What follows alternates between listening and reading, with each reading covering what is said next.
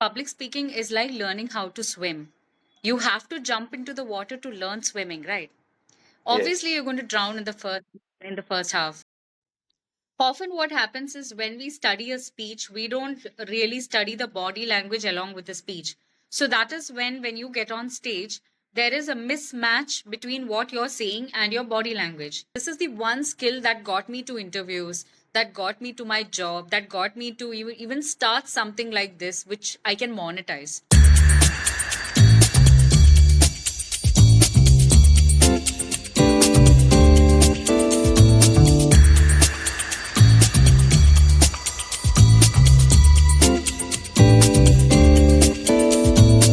So, To hi, work anything. Atharva. Thank you for having me on your podcast. Hi, everyone. My name is Neena Wilson. I started public speaking at the age of 10 when I saw a friend of mine on stage and she was delivering such a beautiful speech that my parents decided that this is something I should also try. So, after 1 month of practice, I delivered my first speech on self confidence when I was 10, though I didn't have any confidence at that time. And after winning that competition, I have never looked back. I literally fell in love with the art of public speaking. And I have tried almost everything in this arena, and only TED Talk is remaining. And then I think someday I would like to have, the opportunity to teach everyone I meet this beautiful skill and make them also realize how important it is to convey your message loud and clear to the person who is sitting in front of you, and also to convince them in what you truly believe in. Apart from public speaking, I am a data analytics professional. I work as a business excellence lead in a company. And I love numbers. I love telling stories with numbers. And I've been doing that for the past 10 years. So, this is me in short. And yeah, looking forward to it. That's it. Hello, hello. Welcome to the show, first of all.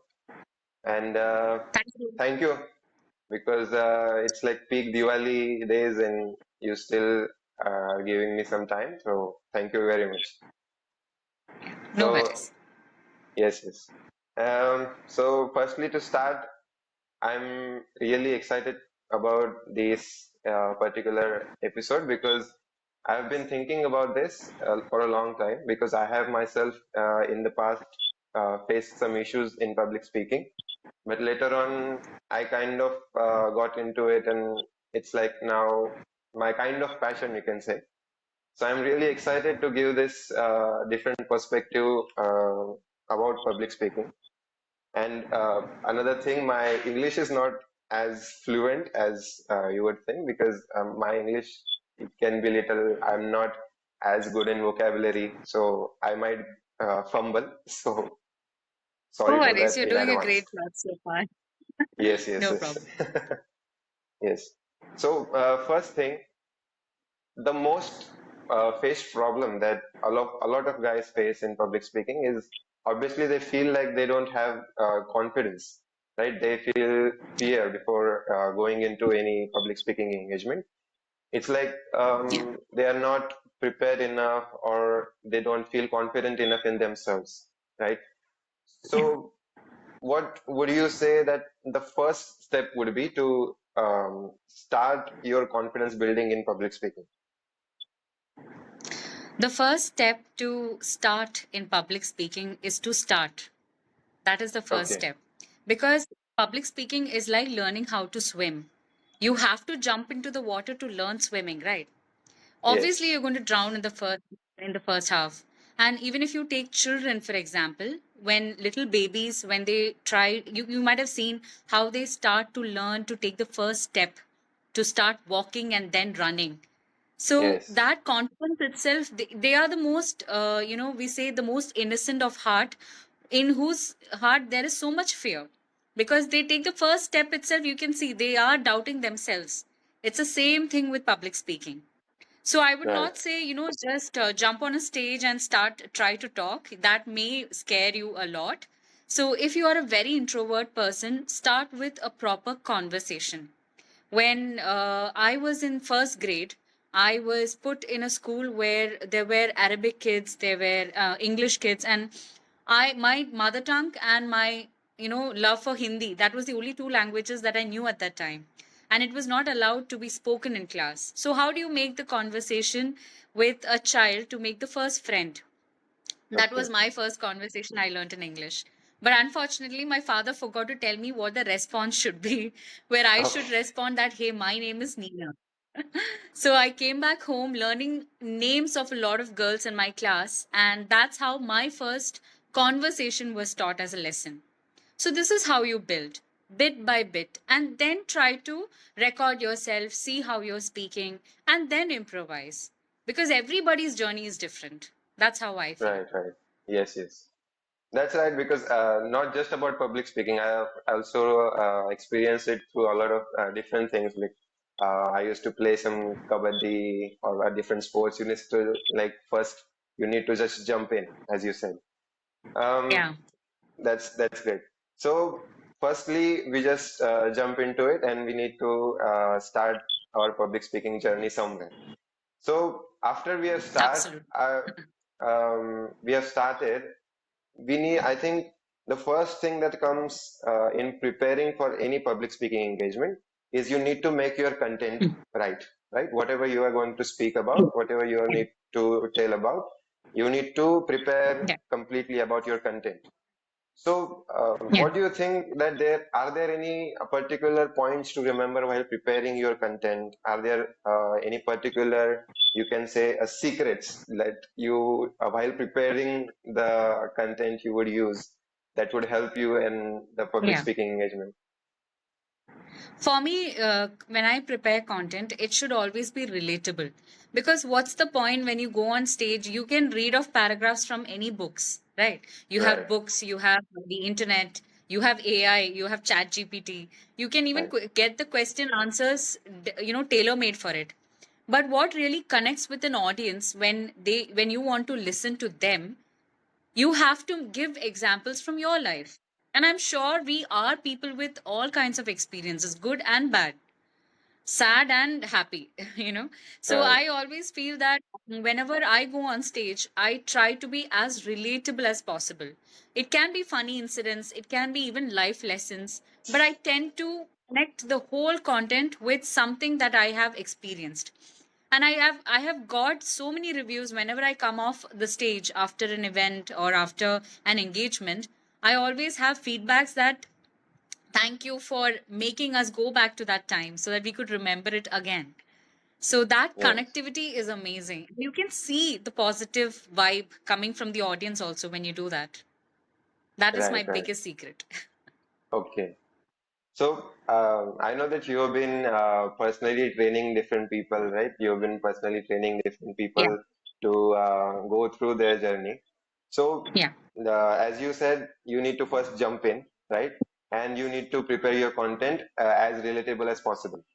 So, when you're telling this to new people Yeah. and someone who has not done any public speaking in their past, how do you personally, I'm asking your own experience, how do you personally convince them to actually jump in? Because I have many friends and I have many, you can say, relatives who I know that are afraid of public speaking, but they personally have the wish to actually go into it, right? They're just Yeah. afraid.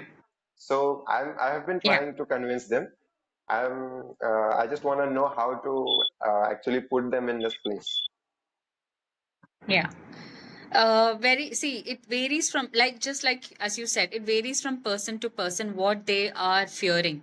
Because sometimes it could be for a child, it could be, asking a single doubt in class, what would the teacher think? So it is always the societal pressure also, that what would people say if we ask this? Even when you're in a group, when the conversation is happening, you are very socially awkward to even ask a question, because you think, रहने दो, let it be, वो तो बात कर रहे हैं, हम सुनते जाएंगे.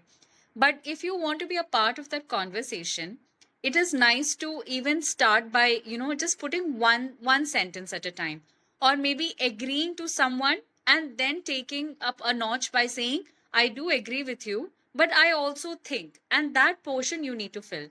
So, like I said, it's a step by step process. Maybe you do it in that one social engagement, you try it once. In the next one, you meet two more people.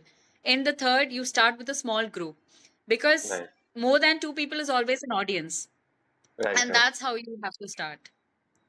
Exactly. Now, one interesting point that you pointed out that every child's first fear of public speaking, it can be like raising a doubt in their class, right? One thing Yeah. that I have felt myself is that the education system that is currently running in our country, it's not particularly, you can say, suitable, or you can say that it's not particular, it does not particularly train you to be confident in yourself. It does not particularly train you to speak, right? What do you think that like what's your thought on this, and what do you think that education system can change, or what things can our education system add to itself so that the children right from the young age would be able to speak confidently?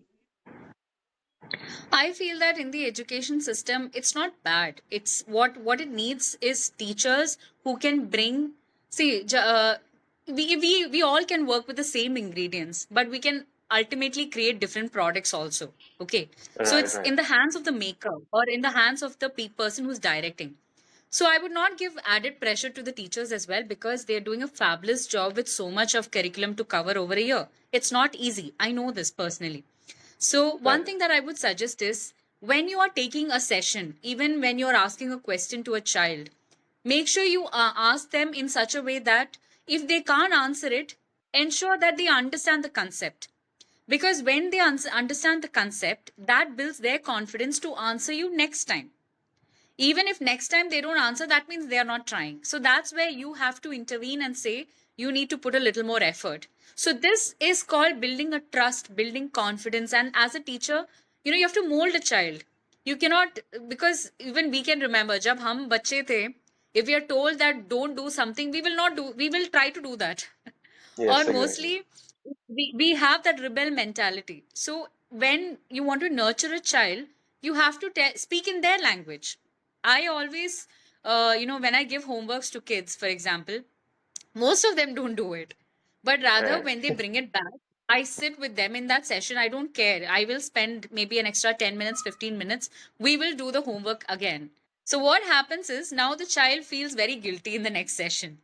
So most probably in the next session, they do the task and they come. So you have to talk Okay. in their language. So when you talk to me about the education system in India or anywhere in the world, when you present, let them communicate it so that you have team building activities, you have life skills, you have workshops. There are many things actually happening in the education system. It differs from region to region. But I think more or less it's in the teacher's hand to be creative enough, to make the child also feel that there is an engagement happening in the class for which they have to prepare and come. So only then the Right. communication skills will build as well. Exactly. Yeah, that's a good perspective about it. Personally, I mean, it's new perspective for me. Personally, what I have always done is I have blamed my teachers for in like younger age. Like I was like, Oh, we all you never play told. the blame game. Yeah, I was like, you We never all told play me to the speak blame game. publicly. You never told me to do Yeah. this. So it's like I used to blame it, but I yes, this is I a used to completely play new. the same game. I used to play the same game, saying that I was made to do all these tasks for a long time. Why wasn't I free enough to play with kids, to go out with kids, whatnot? So, but as I grew up, I started understanding that this is the one skill that got me to interviews, that got me to my job, that got me to even start something like this, which I can monetize. So I truly believe that there is a director, a film director called Lal Jose. He said once, he was asked once, "Sir, I want to be an actor. Actor बनने के लिए क्या क्या करना है?" So he said, his answer was like this: To be an actor, what are you doing today? Today, what have you done? Have you done some homework? Have you, published your work somewhere? Have you practiced something? Have you done something? So that person was taken aback because उसने कुछ नहीं किया था उस दिन. So he said, even public speaking, I like to take his answer and borrow that answer to mine because public speaking is like a discipline. You need to build it like a habit, just like, you want to increase your build in drinking your water. If you want to increase your fluency, every day you need to speak at least for 2-3 minutes on any subject. You Right. will see the magic after 30 days. It is Okay. very, very foolproof. So Right. it is that kind of discipline that you need to bring. Yes. Now, if I think about it, I think I completely agree with you on that. And yes, that's a really nice perspective about it.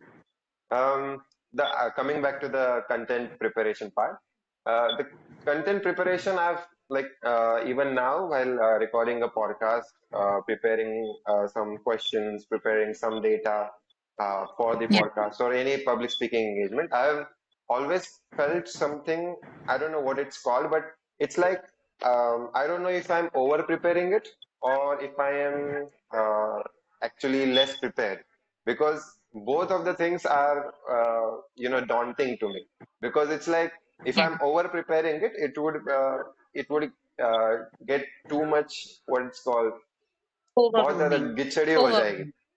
Yes, yes, yes. Overwhelming. Over Yeah. it will be overwhelming, but if I'm less prepared, it would also mean that I'm not Underprepared. doing yes, Right. then the what do you think about that? Because over preparing or under preparing, sometimes also feel that over preparing is actually better than being under prepared.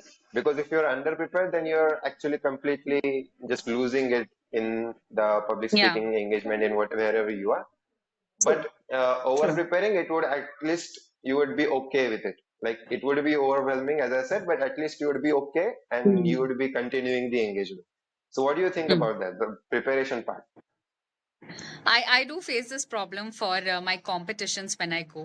When I practice a lot more of my speech, I tend to, surpass the timer. Meaning, if it is a 7 minute speech, I may end up finishing it at 5:30. So that is not good for a speaker, especially for a contest point of view. You need to have good content. People will think you have spoken less, whereas you have actually spoken enough. But because you practice so much, it's like a flow. जैसे गाना गाया होगा आपने, the पूरा आपने finish कर दिया सिर्फ 5 मिनट में. So at those point of time, what I tend to do is I separate. Like in a week, I would practice it maybe once a day. I would, spend some time and I will make sure that I time it. That in particular time, only this sentence or this paragraph I should start. So, like I said, there are techniques to overcome anything and everything. And in cases for under preparedness, also, you can appear to be prepared as well, but only if you're practicing your skills like your reading skills, you're writing, your Right. journaling every day. So, when you have conversations with multi-racial people, if you can, because Yes. when that happens also you have lot more vocabulary, you have better experience and examples to state. Okay, whenever anyone asks you any question out of the blue, you can absolutely carry on that conversation. Right. Right. So that is how I manage both. Yes. It's an interesting thing. I heard a story earlier. I think I don't know if it's completely true or not. It's about a Marathi writer. His name was Pula Deshpande. I don't know if you know him, but it was an interesting story. He was once asked to speak for, I think, college students, and Mm. some college teachers or whoever the representative was, they went to him and asked him that, we want to arrange a little public speaking, your perspective. So they were like, "What will you charge?" And he said, "Okay, around like for an hour, I would charge like 1,000 rupees or something." And they said, "Okay, that's a little bit too much. What about half an hour?" And when they asked about half an hour, he said, "Okay, then I will charge 2,000 rupees." And then they were Mm. like, "Why are you increasing the rate when we are actually decreasing your time, right? Reducing your time. And what about 15 minutes?" He said, "Well, then I will charge like 4,000 rupees." And the point he was trying to make is that when you're trying actually limit your time is less for you, then you have to prepare Mm. more, you have to strategize more, because you have to give the Yeah, same it's a topic. very You good have to, story. I think it's yes, true, yes, by the yes, way, because there's a similar story about a plumber who is coming to a house to fix something, and then right, I think he charges a really high charge, and he in the end, the people say, oh, this unit is just $15 or something. So the man says, yes, it is only $15, but what I'm charging is for my 15 years of experience. Right. So, because in that 15 years of experience, he was able to say, with this thing, you can solve your problem for a longer period of time. So, what he was trying to say is that if you go to someone else, you would probably get charged higher and the thing won't even get fixed. Right. So, that is the key lesson that was from that story. Yeah, I mean, it's exactly as you said earlier. It's your experience speaks a lot more, right? And when you have that Absolutely. experience and you have that knowledge, then you would obviously charge a lot more. And when you have the time restraint, as in the Pula Deshpande story that I told, so you would charge more because you Yeah. have to deliver the same topic, but you have the less time to deliver it. So it's kind of more difficult. That's what I think the point of that story was. So it was an interesting story. I always thought it was an interesting thing. When moving forward, after the preparation part, when we actually are going to deliver the, you can say the public speaking, the public speech, whatever. So Yeah. there are some things that I have realized that people are completely prepared. They are well prepared. They know what they want to say. They are confident in their content also. But when they are in front of the whole crowd, the audience, they just completely freeze themselves because they feel like the Yeah. words aren't coming out. They feel like I don't know what to say and my mind completely went blank. So what do you think it would be? What do you think would be good solutions for that particular situation when you are right in front of the audience? See, usually that happens because you develop symptoms similar to when when you face something unknown. Let's say you're going for an exam. You don't know what the questions are. You're very underprepared. You probably have the same symptoms that you have when you go on stage for a public speaking. Because if you are not prepared, you don't know what questions are coming. You're uncertain of the outcome. Okay. Always in the head, it is there. What if? I still remember the first Right, time I was about to go on stage. My father said, "What's the worst thing that can happen?" So I told I could faint, people can laugh. But my father said, "But still, the next day will come, right?"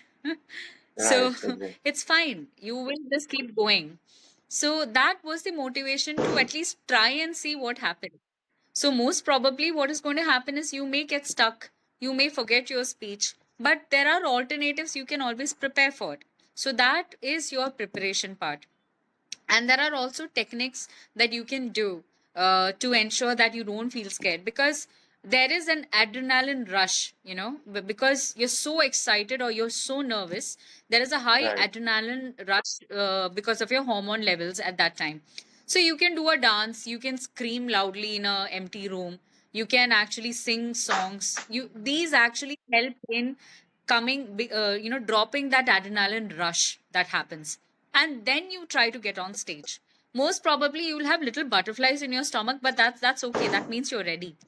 And then you take a deep breath. And sometimes what I like to do is I like to keep someone familiar in the crowd. So it could be my mom or it could be my husband or anyone. And then I like to see their faces. And their faces is quite expressionless because they know what I'm going to say.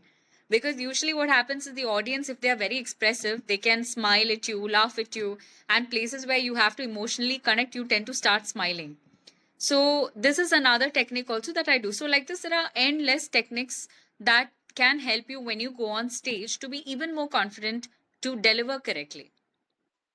one of these techniques that I have heard, I don't know if I've never tried it personally because whenever I did try that, I completely lost focus on what I was going to say.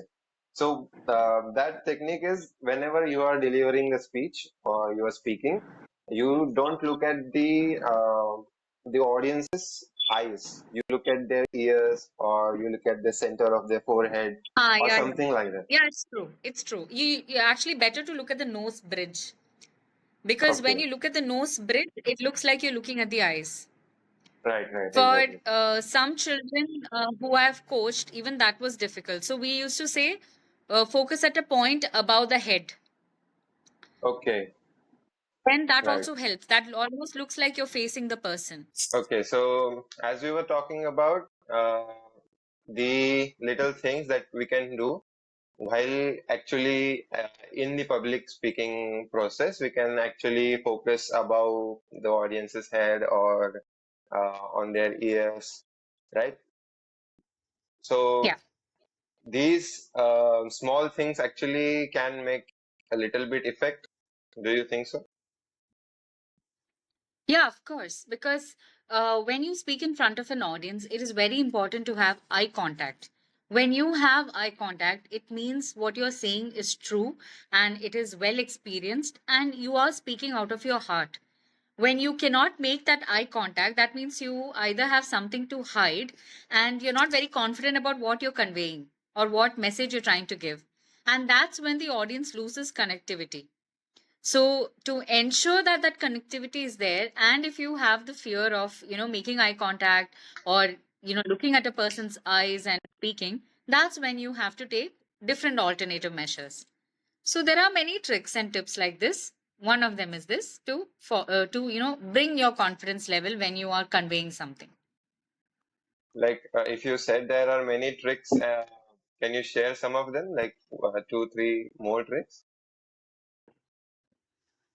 Um, okay. One is definitely the one that we discussed, where you, position. Then another one is positioning people whom you know in the audience at three locations so that you can look at them and you can do the speech as well. I often do this for children so that, it might be their brother, their parents, and they will sit in different locations. So, whenever you want to look and say different things, so that you are covering the entire stage as well. So that is one Okay, another one that comes to my mind suddenly. That is something that I okay. often use actually. Another thing that everyone talks about while performing actually on the stage is that you have to maintain your body language, right? Your body should be, Yeah. in a particular, you should perform it in a particular way that you are seeming confident at least. So, what Yeah. do you think Yeah. that how much does it actually affect the public speaking engagement? And if it does, what should a person do? Often what happens is when we study a speech, we don't really study the body language along with the speech. So that is when you get on stage, there is a mismatch between what you're saying and your body language. For example, you can say, I saw a thing falling from the sky. You can also say the same sentence, I saw a thing falling from the sky. You can see the Okay. difference. Should Yes. resonate with your body language. Because when you're on stage and when you say, we believe, that's wrong. You're not we, you're me or I. So we Okay. believe should be like this. So that often creates a mismatch between what you're delivering. So this also comes when, when you're trying to practice your speech, you have to practice accordingly. Otherwise, there is no point in rehearsing, 100 times, 20 times. But if you don't have a corrected body language, then that's when I will say the delivery is not up to the point. Right. So, when we are talking about the body language, I have always heard people say that you should sometimes move your hands more, you should nod your head more, or you should be in some way, you should do some action that conveys that you are expecting a reaction from the audience. Like to Yeah. engage the Mm. audience, you should do some actions. Uh, so that it would be conveyed to the audience that you are expecting some kind of engagement from them. So, what do you think Yeah. about that particular part? It just resonates with what I just mentioned earlier also. When you have like I have often seen where teachers they often say to the students, tie your hands behind your back and then deliver the speech when you get on stage. Probably it is said like that so the child is very more appears more confident. It's standing straight and it's like in an attention pose. But what this does is it actually restrains the child from expressing the speech in an emotional way. Because when you take hand gestures or when you have the facial expression, that's only when you can connect more with the audience with what you're saying. whether it is happiness, whether it is sadness, whether it is even expressing an anger, you don't Right. have to be very violent in your body language, but you can even express how much you don't stand with that particular motion. So you can do that necessary body language to convey whatever is right in the minimal and nominal way. Right. So it plays an important role, right? The body language too. Of course, yes. Yes, it Yes. does. So continuing that with the audience engagement, um, like how should I ask if I'm trying to ask some question, if I'm trying to engage my audience with my speech, how should I like start the conversation with anybody or the whole audience in some time? Like how can I start that engagement? Like the give and back. Sometimes people can speak their mind openly, like they have particular thoughts in mind, they have like perfectly clear that this is something that I want to speak about. But when it comes to audience engagement, they just take a back step because they don't know how to start that conversation. So how to engage the audience? That, see, engaging an audience depends upon what engagement you're seeking. What kind of public speaking are you giving? Is it a competition? Right. Is it a yeah, are you emceeing an event? Is it a wedding, or is it a birthday party, or is it for 60-year-olds? Is it for corporates? So you have to understand what audience are you following. Who are your audience? But if you're talking, how you would speak to a 60-year-old group of very accomplished, very experienced people, if you talk like that to teenagers, it is not going to match, right? So you Right. have to change your approach according to the audience.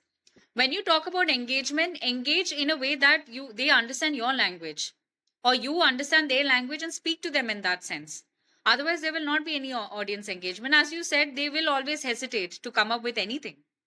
Right.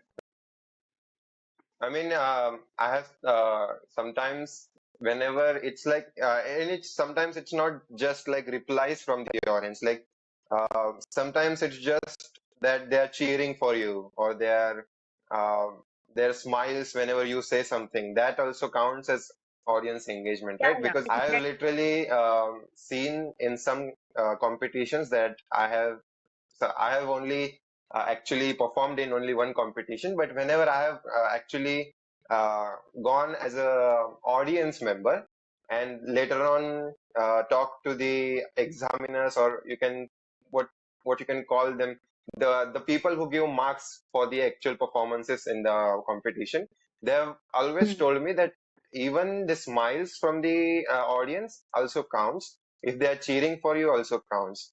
So I Mm. mean, it's always been an interesting thing to think about, that how to engage your audience also, because it's not just about you whenever you're public speaking, Yeah, right?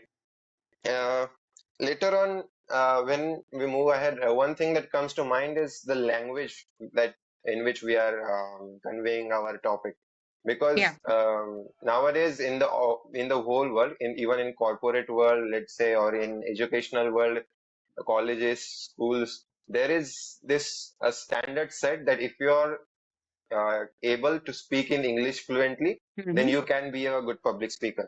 But if you are not fluent in English, then first of all, you yourself don't feel confident to go in a public speaking engagement. And also, if you do feel like I want to try something, the you can say the environment around you won't actually support you for that, because just because you are not fluent in English. So what do you particularly think about that? Because as a public speaking engagement, or any event, what do you think, that does the language matter, and particularly does the English language matter? See, for us, our first language has always been either Hindi or our mother tongue. Okay. English came afterwards. Now, when Right. we have such a combination of languages and we have the knowledge also, I would say it's not fluency that is the problem. It's how you convey the message. For example, any engagement that you take up, whether it's an audience, whether it's a class in a school, you already know what topic you're going to talk about. You already know, you have a script already scripted, right? It's like learning any answers for your Right. exam. Okay. How do you get the marks for your exam?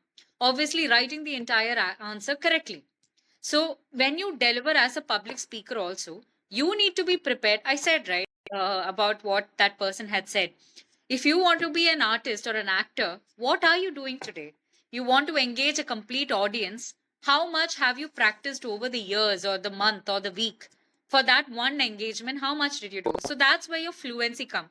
I do not agree that the best person with the best vocabulary is going to be the best public speaker. No, it's about how you can get those words into action and bring them into a speech relatable enough that the audience understands.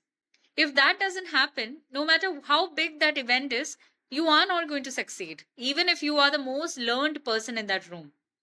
So, when it comes to Right. language, if you have a fear that your English is not good enough, I always say, then mix it up. Go for a little bit of Hindi, go for a little bit of your mother tongue, go for, but that also again, as per the audience.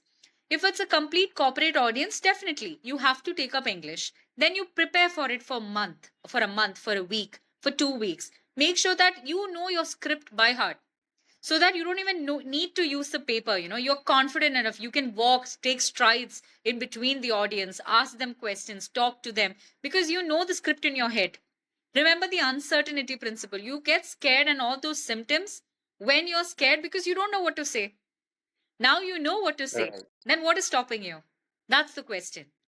So when Exactly. you when you want to have an audience engagement, it does not matter if you don't have fluency. Fluency will come with practice.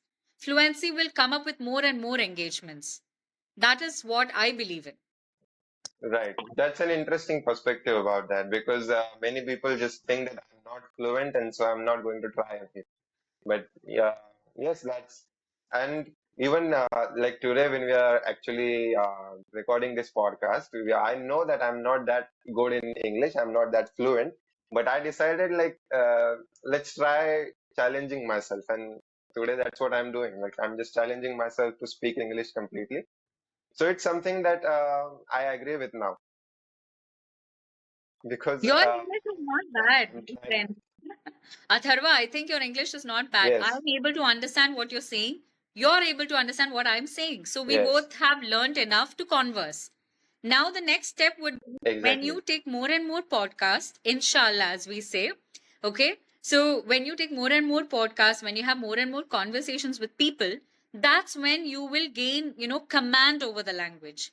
So it's not something you learned in school. Right, It's not something that who has taught you something. It's your experience.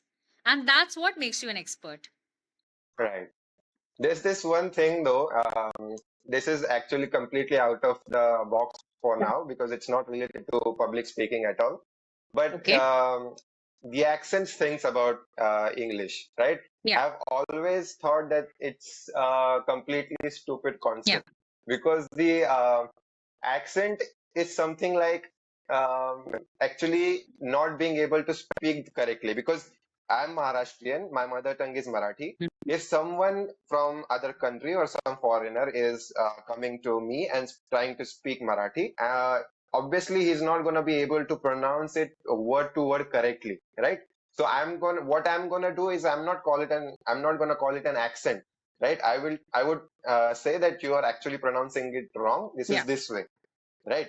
So, and nowadays it's happening all around the world that there are thousands of people who are pronouncing thousands of different words differently and calling it Right English. an accent, right? So, Yeah. yes. So, what do you think about that?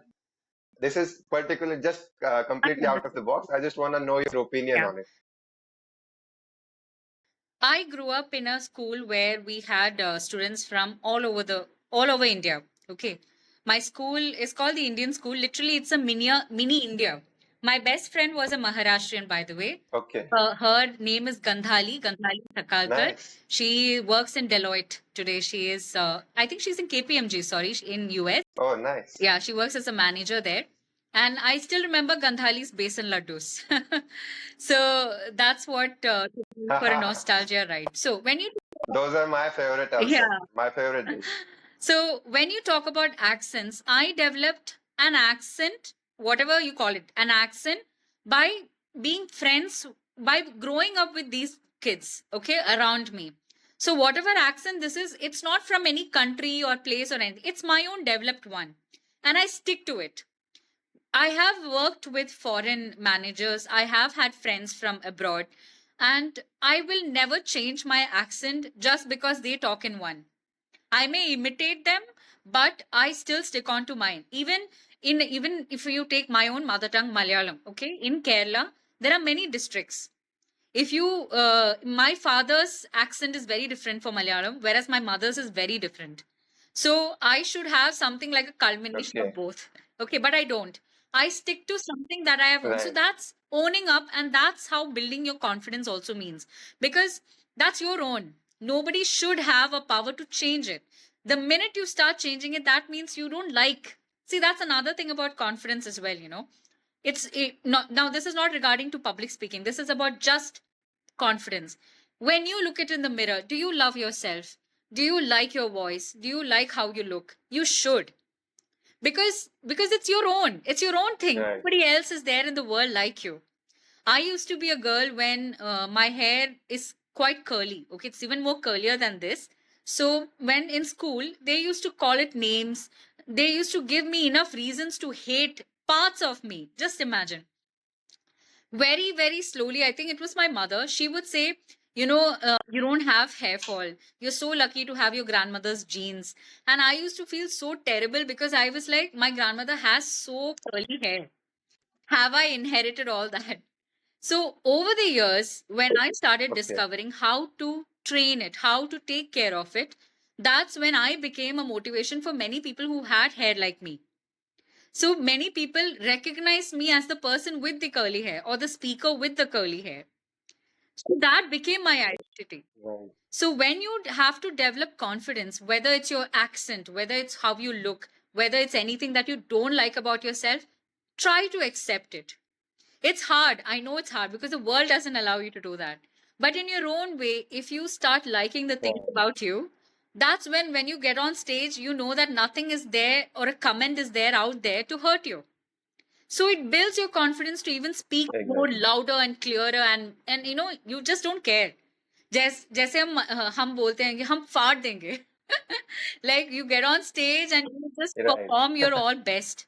So for that to happen, you have to start, liking however the accent is. Just go on with it, because then you can mold it a bit. Maybe you can start saying, I am going to say this way. So I do have students, by the way, sometimes certain words in English, maybe my pronunciation is wrong. And she will say, I had a student, I still have that student. She said, no, ma'am, I think you pronounce it like this. I said, thank you so much for this. I do accept this, but let me just check with Google. Because in Google, you get the pronunciation. If what she said is right, I said, thank you Right. so much for correcting me so that I can teach other kids also the right thing. Now she's also happy. I'm also happy because that's how we learn. So you should be open to learn. I would always say, Exactly. be open to learn, but have your own style at the back, which is untethered. Don't let anyone change it. It's yours. Exactly. Owning up to it would be the solution. Yeah. Right. Another thing, now coming back to the whole public speaking process, we have gone through the content, we have gone through actually Yeah. speaking. Now, one thing that always, traumatizes people is when they have actually started. Um, Public is thinking, yes, it's going good. The audience thinking it's going Mm. good, but in the midway, they realize, oh, I made some mistake because either it's like they missed some very important part that they were actually supposed to Okay. say, or they said something that was actually not, they were not supposed to say it, it was stupid or something like that. So midway they realize, oh, that was a mistake. And when this happens, this particular point forward, it's like the whole mood changes and the whole level drops, right? The whole mood of yourself drops, your confidence drops because now that one thing is continuously clicking to you. So how can we actually recover from Yeah. that moment? So one thing I've learned, in whether it's in business, whether it's in your corporate world, or also when you're performing, never say sorry. Try to recover it in a way that You don't have to apologize for mistakes. You're human. You're supposed to make mistakes. You're supposed to learn from your mistakes. That's more important. So I can tell you incidences because that's more interesting. I was 36 weeks pregnant with my Right. second child when I was performing for a competition. Now, 36 means you are almost, ready to give birth at any time. So I was okay, and the doctor had told me, you can Yes. walk, you can talk, you can definitely go for your competition, no problem. I went for the competition. It was a humorous speech competition where there is a prop on a chair that is placed. Okay, it's a tree, and there is a scenario in the speech where I have to go and talk about this tree and related things. Midway, when I'm on stage, my baby decides it's time to kick me, and when my baby kicked me, I Okay. forgot my speech. I forgot my speech. Okay. Now imagine you are on the race for winning that competition. Okay. There's nothing between you. You just have to finish your speech and you're really good at it as well. When I forgot my speech, the first person's face I saw was my father. And I could see his face falling, literally. So I decided not at that see this is what you call as presence of mind as well, because you develop it over the years. It doesn't happen over a day. I decided to wait it out. I just paused with a long dramatic pause and I remembered one of the paragraphs and I started Okay. with the paragraph and I finished my speech. Okay. Nobody realized that I missed my speech. You know why? Because only I know what is in my speech, right? The audience does not have my script. Right. Only my father knows, my poor father. And then I still remember after Exactly. the competition when we were having the snacks, a friend of mine who was also a fellow competitor, he came and he asked, did you forget your speech? I was so confident and I told him, no, that was a long dramatic pause. Then he was like, that was a little long Okay. pause, wasn't it? And my father was laughing behind us because only he knew I had forgotten my speech. But see, this is how you do it.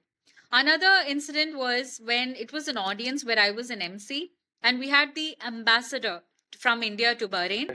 And by mistake, when I have to invite the ambassador, I said, instead of kindly escort the ambassador to the stage, I said, kindly execute the ambassador. I think Okay. yeah, it was the biggest blunder in my career, I would say. So, how to recover? How did I recover from that? I smiled, I didn't say sorry, and I repeated that sentence again. May I request the president to kindly escort the ambassador onto the stage, please? My 50-50 chance was if people heard very keenly, they would have heard it. When they came on stage, okay, when they came on Right. stage, the ambassador sweetly smiled at me because I realized he heard it. But at least he was okay how I Okay. had recovered. And see, we are all humans. We're all here at the end of the day to support each other. And it just went smoothly by then and there. So this is my suggestion. Like when you make a mistake, you want to recover from it, go with the flow. Don't break and then say, oh my God, I'm so sorry. This is not what's supposed to be. See that, then you've lost the connectivity. Then there is no way to recover from that. Exactly. Yes. Better just keep going. Just keep going. Right. At the end of the day, if the sponsor or the event people come up and say, hey, you made a mistake, you can say, yes, I'm so sorry, but we recovered. See that then you're showing your professional side where you managed it regardless of the blooper. So that's you. That's on you. So that shows how capable you Right. are as well. That's my suggestion. Right. I think it would work. I mean, Oh, that works. It several really works. times I have, and yes, yes, yes. Yeah, I have also done some street plays, and it always happens that whenever it's like our first play of the day, or it's like the first thing we are doing, it's always that somebody forgets some dialogue, and it's like now it's the person who is in front of him, it's his job that he would recover it. Like he would say the complete something he would say that would make the person who forgot realize that yes, he forgot this dialogue, and he would just complete and just take the whole thing again. So, and nobody else realizes. It's just the team who is performing the play realizes. So I think yes, it would work. Um, Now coming to the one of the mistakes that I myself made, I realized this particular thing after the podcast yesterday. Yesterday after we logged off, I realized that at the start of the podcast, our session, I had decided that I would ask for an introduction of yourself, because I have looked into your work, I have looked into your profile, but not all the audience would know, right?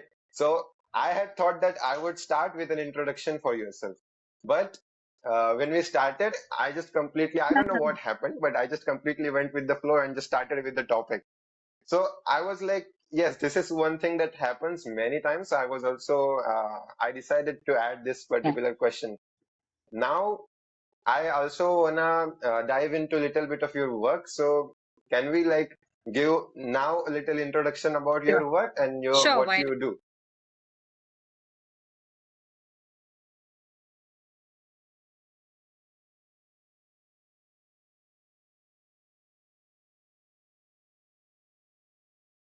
Diving into your, work a little yeah. bit. I have seen your posts on LinkedIn, and there are many posts that when you're actually training some children to work their way upwards to the public speaking, Yeah. engagements or events. What is the experience working with children? Because I have always, thought that children are, the purest of souls, that they are very pure to their souls, but it can be really exhausting sometimes to, control them or Yeah. teach them something.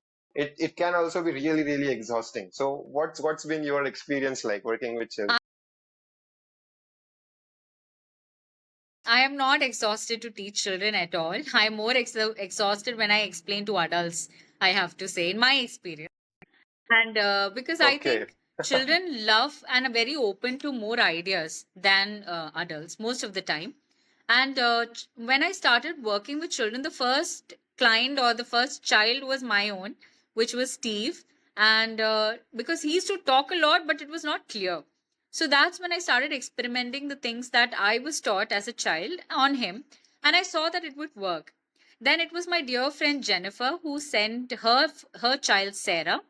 It was during 2020, and then we started learning little things here and there, and I realized that she had so much potential, and she started taking up projects on her own, which is when I felt confident that this is something that I can do.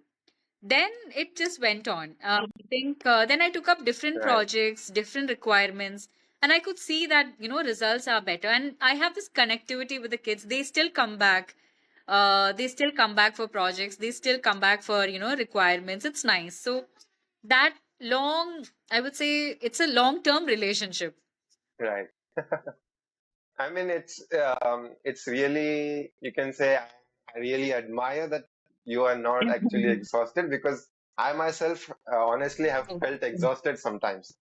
Not always. It's like sometimes you just feel exhausted because they have so many questions, they have so many things to say, but sometimes it's like uh, you can't make them understand at that point itself, right? You have to tell them like, just do it, trust me, and then you will understand what I'm trying to tell you.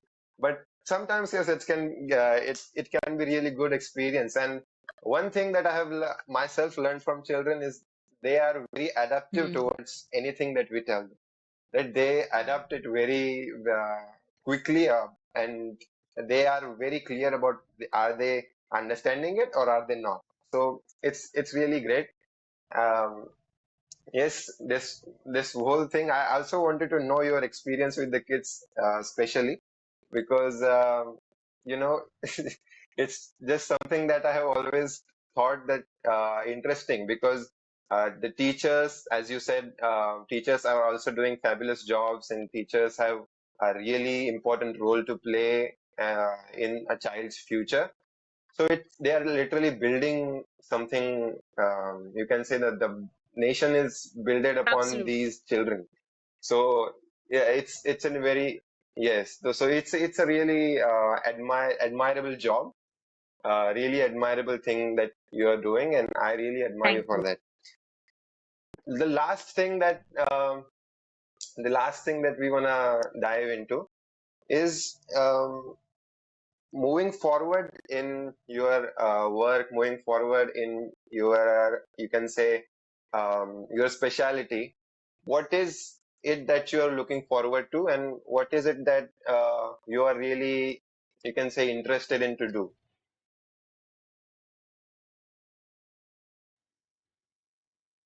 What I'm really interested in? Is that the Yes, question? yes, yes, yes, yes. Moving forward Yeah. in your work life, what is it that you are interested in to try something new, or you wanna dive into some completely different, you can say, part of public speaking. You are trying I something I completely actually new. I am So, actually a is there person something who like that? loves experimenting with things. But I don't like talking about it unless it is successful. So because I think Okay, it's okay, it's okay. it's a childhood thing, when you are working on, like, even if it's a dance, even if it's a poem recitation, you want to make sure that you've learned it fully so that you will go ahead and tell people, okay, you've done this, or you're participating even in the competition when you're prepared. So right now I'm in a phase where I'm enjoying my professional life. I'm enjoying my passion, and I am taking care of my family as well in between. So it's juggling a multiple roles, but I'm very happy and content in how it is going. Touch wood, by God's grace. But if you ask me where do I see myself in 5 years, 10 years, to Yes, be yes. honest, I don't like such questions. No, very no. I mean no disrespect, but only because I feel No, no, I it's feel that it's if you can completely live today understandable. properly and you can sleep without any liabilities on your head, then you're successful. And also, if you can, vision the week ahead, you can plan out and you have some time and everything for everyone, then you're very blessed. That's what I believe in. And that's what I try to get and achieve each and every day. But I don't have big dreams. Like, I just want to go Right, as and when, whoever I can help, whoever I can teach, I do want to do that on the way. That's it. right. Nice. It's been really nice knowing you. It's really been nice having this conversation with you. If people wanna connect to you, if people wanna reach out to you with their some problems or issues they are facing in public speaking, how They can can they reach reach out to you? me through LinkedIn, which is Neena Wilson. They can also reach out to me on Instagram, where I do post a lot about my tricks and tips and everything. Also, it's under works literally. I want to post a lot more of content.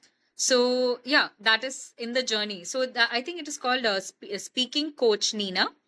So, you can check that also. It's through LinkedIn itself. Okay. It is there. The link is there. Yes, yes. I'll also Yeah. link it Yeah. down to Yeah. in the description or somewhere. So it would be easier for the Yeah. audience to Absolutely. reach out to you. And I honestly, I would like to say that it's really been great. All the insights that I have gathered myself, and also to the public, it would be really useful, I think. Let's meet again if some, some things come up. If I want to reach out to you again in some different perspectives of public Yeah, speaking, sure. then Why let's not? connect again. It's been really Thank you great so knowing you. much. Thank you. Okay, so that was Mrs. Neena Wilson. She was great. It was really a pleasure working with her. And you would also agree that all the insights and experiences that I gathered, you gathered with me, together, I think if we can make all those insights and all those experiences happen in our real life, our daily life, I think we would really improve our public speaking. Right? Let's try that. Let's make that happen. Let's try to be a really good public speaker, because as we all know, it's a really good quality to have in today's world. And yes, that was the experience. और आखिर में जो last episode में भी बोला था वही बोलूँगा. अगर आपको पॉडकास्ट पसंद आया होगा तो मुझे बस और सजेशंस दीजिए. कमेंट्स में नीचे जाकर मुझे बताइए कि और क्या है जो आप सुनना चाहोगे, और कौन से टॉपिक्स पर आप हमारी बातें सुनना चाहोगे. अगर कोई पर्टिकुलर स्पीकर है जिसको आप इस पॉडकास्ट पर देखना चाहोगे तो उनका भी नाम नीचे कमेंट करिए.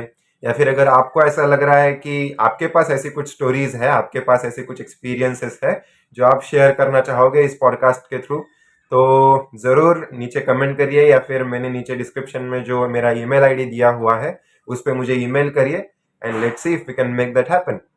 Until then, see you in the next episode. Take care.